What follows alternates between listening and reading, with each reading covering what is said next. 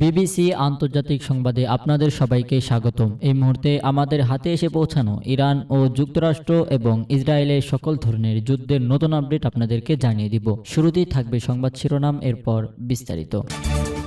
লেবাননে ইসরায়েলি হামলায় আবারও নিহত হয়েছেন 6 জন। ইরানকে কেউ আত্মসমর্পণ করাতে পারবে না, মাসুদ পেজিশকিয়ান। বেইজিংয়ে চীন ও ইরানের পররাষ্ট্রমন্ত্রী বৈঠক। দর্শক, এতক্ষণ শুনছিলেন সংবাদ শিরোনাম, এখন বিস্তারিত।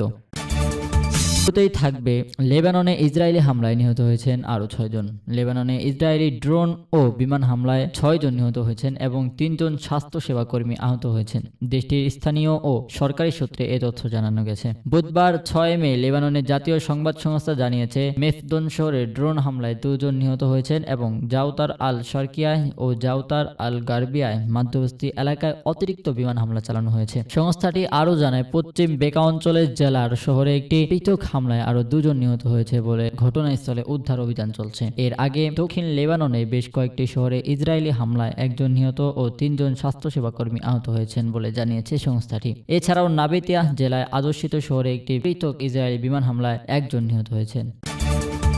আপনাদেরকে জানিয়ে দিব, ইরানকে কেউ আত্মসমর্পণ করবে না, পেজিশকিয়ান।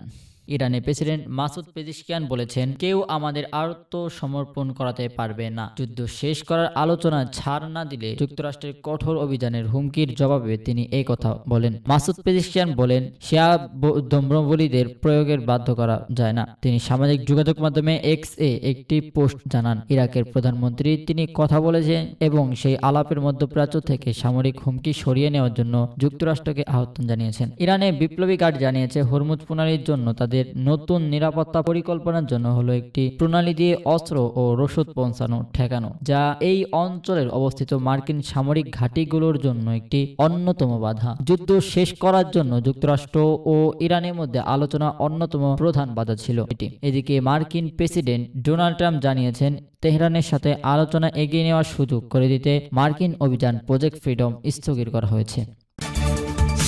আপনাদেরকে জানিয়ে দিব, বেইজিংয়ে চীন ও ইরানের পররাষ্ট্রমন্ত্রীর বৈঠক।